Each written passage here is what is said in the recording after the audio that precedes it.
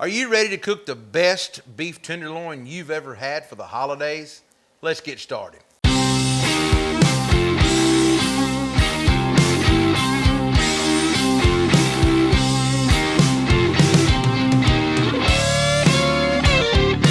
Welcome to Heath Riles Barbecue. In today's episode of Shooting the Q, I'm going to be cooking a holiday beef tenderloin. I'm going to keep it simple today. I called my buddy Kevin Green from the Butcher Shoppe in Pensacola, Florida, and asked him to ship me a center cut beef tenderloin tied, trimmed, and ready. And that's just what he done. You can call him yourself and he'll ship you the same piece of meat just like he did me. I'm going to get it out of the pack, get it dried off, and we're going to get ready to get it started. Now that we've got our beef tenderloin out of the pack and dried off, I'm going to keep this really simple. I put about a dozen garlic cloves and a pack of the herb blend that's got rosemary and thyme in it, and 2 sticks of butter in just a short cast iron dish. You can put it in a bowl, a pot on the stove to melt it, whatever you want to do. I'm going to set this on the grill and let it melt and kind of the butter brown. And every once in a while I'm going to baste this pork tenderloin is what I'm going to do with it. So the first thing to get started, I'm going to keep it simple. I'm going to take a little bit of olive oil and I want to coat my tenderloin. Now Kevin has already took and trimmed this and tied it up perfectly. You can do this yourself if you want, but I recommend giving Kevin a call down at the Butcher Shoppe. They do a great job, great customer service, and you just can't beat the quality of meat that you're getting from them. Now, I'm gonna use my garlic and butter rub is what I'm gonna use on this. I'm gonna coat it real good, all sides.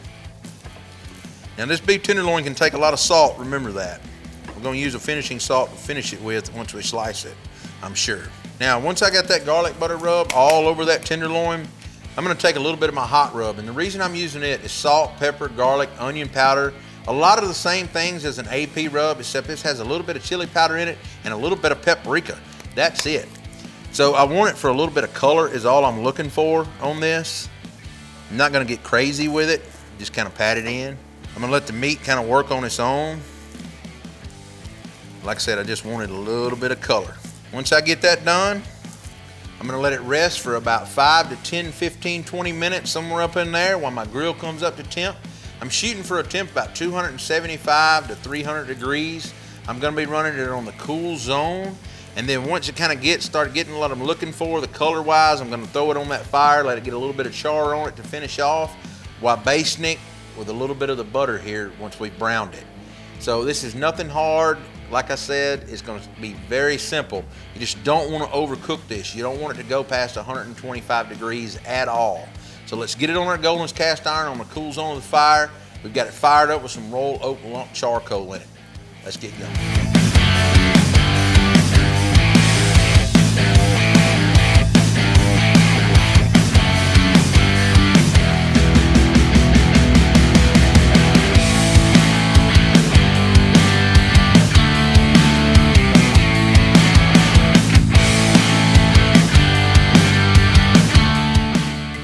All right, our beef tenderloin is hitting 115 degrees on our ThermoWorks chef's alarm.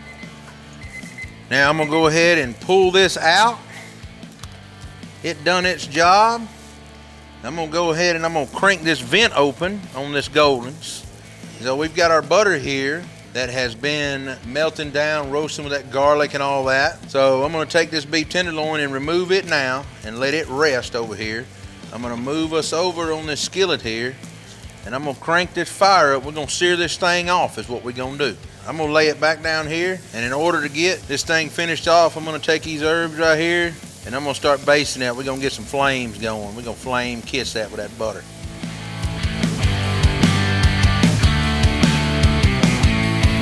Now, I'm gonna shut my grill and let it go for just a minute, but I'm gonna stay right here with it and keep working it and flipping it and basting it with butter until it hits 125 degrees. All right, now that we've got our beef tenderloin off the grill, all we got to do is rest it for about 15 or 20 minutes. I'm going to tin it with some foil and we'll be right back. All right, our beef tenderloin is off the grill. It's rested for about 20 minutes. As you can see, we've got some juices on the plate here. It's kind of, absorbed back in as much as it could. Now I want to take some scissors and kind of get my twine off of here. So let me go under here and start fishing all that off. So that's the first thing you want to do, is remove all of your cooking twine first. Now that our beef tenderloin is off the grill and I've got all the ties cut out from around it, the only thing left to do is get in here and cut some of this. So I'm gonna cut this about right in half here. Let's hope she's right. Boy, she is. Look at that. Oh yeah, that's what we're looking for. So when you're cutting for a holiday meal, when you go to slicing beef tenderloin, the good thing about cooking it whole like this, you can let your guests have their choice between thick or thin, whatever they want. So depending on the amount of guests, I always like to do mine about 1 to 1.5 inch portions. Now, let you look at this. Look at that beef tenderloin there. That looks amazing. Perfect medium rare, 125 degrees.